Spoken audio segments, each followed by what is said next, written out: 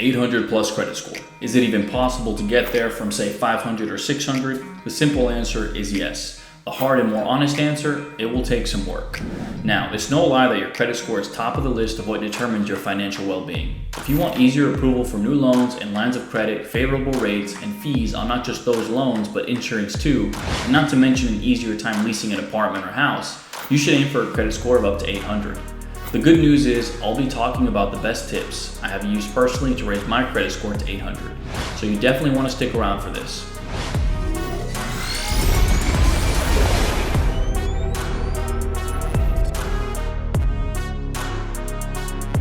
Let's get on with the steps.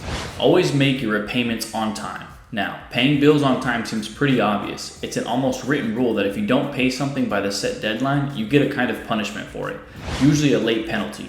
However, many don't realize just how devastating a late loan or credit card repayment can be on your financial health. You see, a couple of factors impact your credit score rating, each to a certain degree. Of these factors, your payment history accounts for 35% of your score, making it the single most important contributor. Now, every credit card gives you 12 chances every year to make on-time payments that will reflect well on your credit report. So if, say, you have 3 cards that you pay off every month, that's 36 opportunities. Over the years, these repayments will build your track record, showing creditors you can be trusted and your credit score will increase.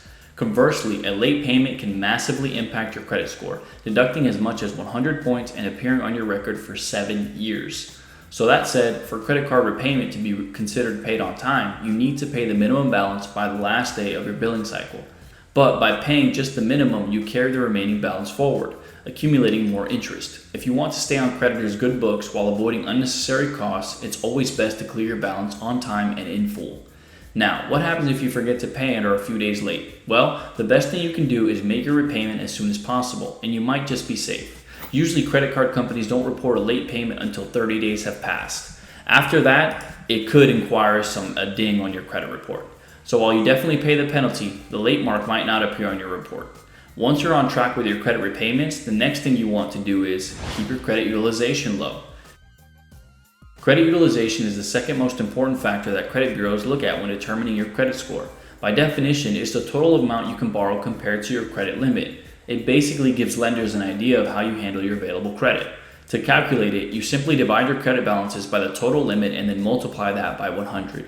So say you have 3 cards with $1,000 each in credit limit. You charge $200, $150, and $400 on each. Your credit utilization would be $200 plus $150 plus $400 over $1,000 plus $1,000 plus $100, which is 0.25%.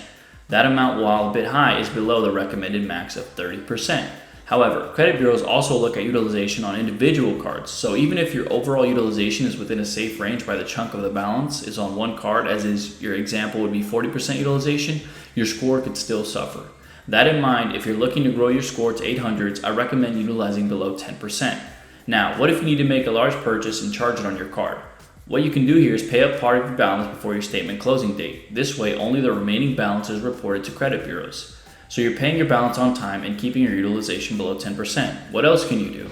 Grow your credit history. Credit history is your third most influential factor in credit scoring, accounting for about 15%. The longer your history, the better. Now, unlike tips 1 and 2, credit history takes time to bear fruit.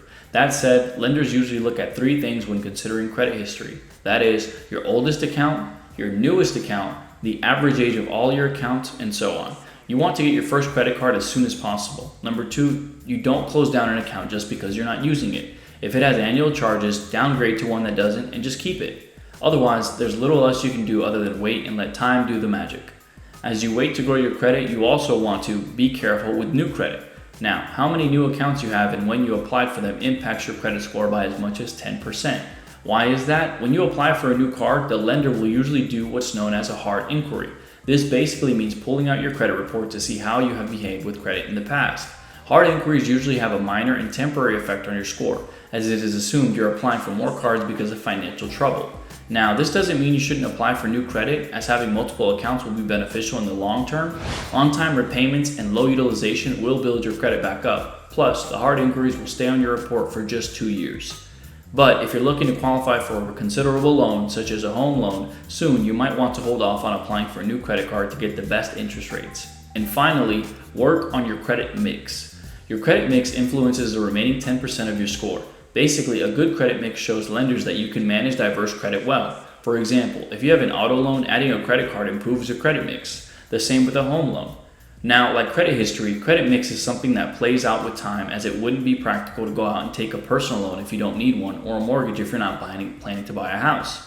Now, use these tips in combination, starting with what's most practical for you, and you will definitely see your credit score increase. If you find these tips useful, like the video, and for more credit repair and personal finance videos, subscribe to the channel and turn on notifications. Take care.